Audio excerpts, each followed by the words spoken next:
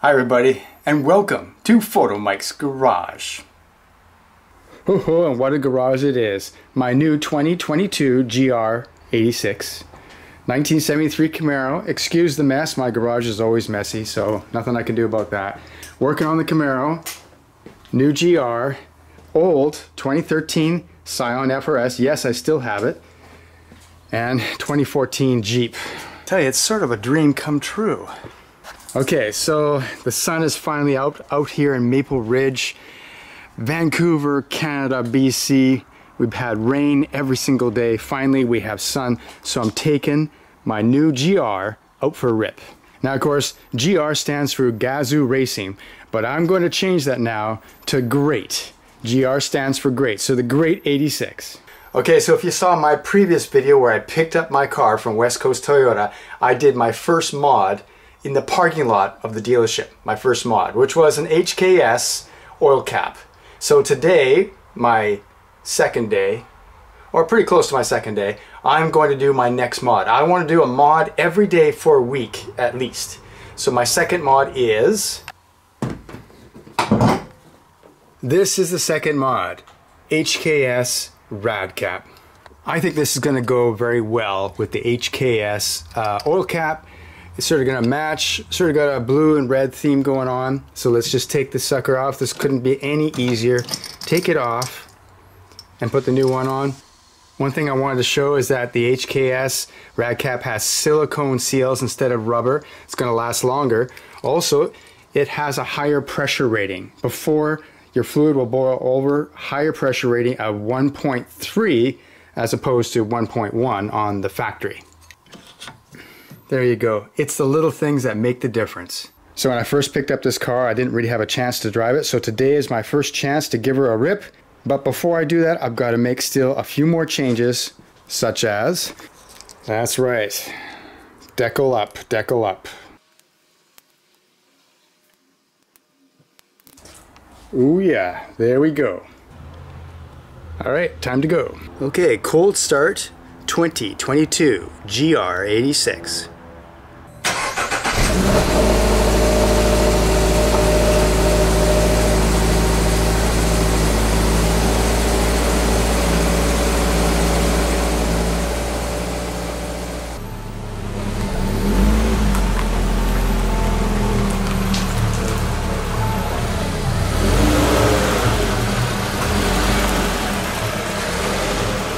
All right, driving my brand new 2022 GR86 Neptune Blue.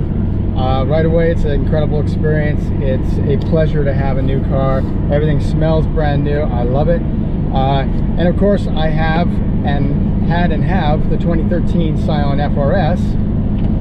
And so you might say this is the same, but no, it's not. Actually, no, it's not. Everything has got a slightly more refined feel. The steering feels different. I'll get into what the difference is later. The gear shift is different. Brakes feel the same. Good. They feel good. Visibility is the same. The seat holds you firmly the same, which is great. Sight lines are around the same. Yeah, it's great. Okay, I have the rev limiter set at 4,100 RPM because that is what is recommended to break in the motor. It has an audible alert if I go over 4,100 RPM. Also, the whole top of the tach lights up yellow when you go over 4,000 RPM, 4,100 RPM. There you go. That is a very obvious a very obvious shift light right there. So today I'm just going to get some first impressions of what I like about the car, what I don't like about the car, and that's it. Okay, here we go. 4,000 RPM is not very high, so I cannot really push this car at this point. But you know what? It doesn't really matter too much because I can already feel it. This car has so much more torque down low compared to my old FRS, the first generation. This is a game changer. I know other people on YouTube have said that, but it's absolutely true. This makes this car an entirely different animal to drive. Also, it's quieter. It's quieter. Of course, it's got the stock exhaust, so it's going to be fairly quiet, but I find that a bit of a problem. It's kind of hard for me to tell by sound where my RPM is. Once I get a new exhaust system on this car, which is one of the first things I want to do, I will be able to hear the exhaust more. Another thing, all the other YouTubers say that there's a piped in sound like coming through the speakers, sort of like what BMW does. And in their videos, you can really hear that piped in sound, but so far, I can't really notice that. I don't know, and I'm on sport, it's supposed to be louder. It's pretty quiet. And what's really great is the visibility out the front.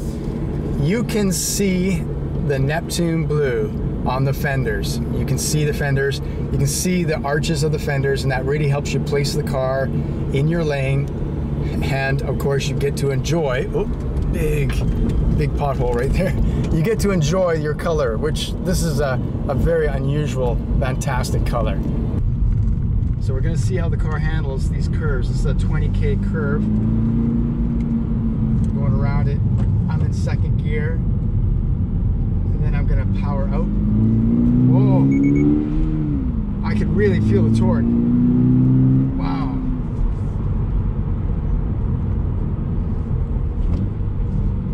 I'm in fourth, no, I'm in third. Okay, I'm in third going around this corner. Oh, okay.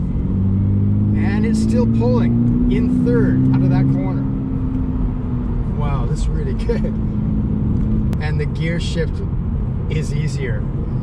The shifts are actually easier. Now the gear shifter in the old FRS, the first generation cars, is also really good.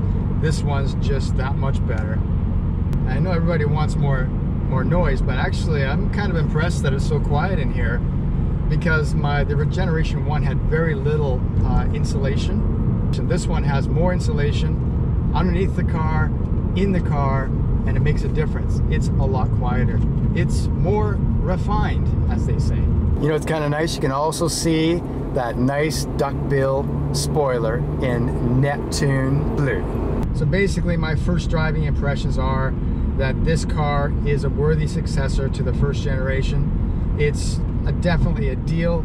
I paid $34,000 Canadian for this car, which actually makes the Canadian car, after you do the money conversion, cheaper than you Americans. You guys are paying more for the same car than we are. We finally, us Canadians, we get a deal. Most of the time, we don't get a deal. But finally, it pays to be Canadian. So I'm very happy with my purchase. I think I made the right decision.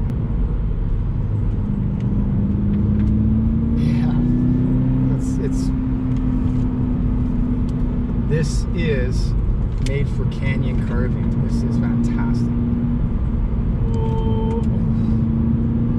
Around the corners, I'm trying to keep the revs below 4,000. There we go. Oh. Hairpin curve coming up. Okay, I better slow down.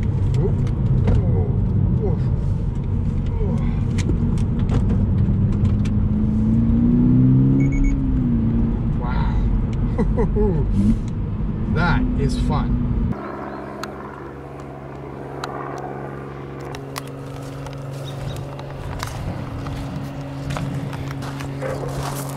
Okay, and the outward design is fantastic.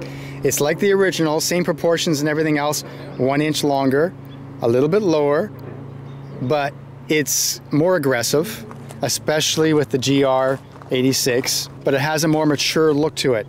The back end is fantastic. The taillights do not look like Civic taillights, they look closer to NSX taillights, way better. So overall, I'm very happy. And what do I think of this color? I specially ordered this color. I waited extra months to get a Neptune blue manual premium GR86, and it was worth the wait. Okay everybody, just a quick first impression of my new GR86. And as I think you can tell, I love it. I love it, I love it, I love it. This car, I feel like I got a deal at $34,000. My first impressions are good. If you can buy a GR86 or a BRZ, I think you should, because these cars aren't going to be around forever. Electric car is going to take over everything, and this kind of sensation, this kind of car is not going to be around anymore. All right, thanks for watching Photomikes Garage. I will see you later. Oh, gonna have a lot more videos with the GR86. A lot more.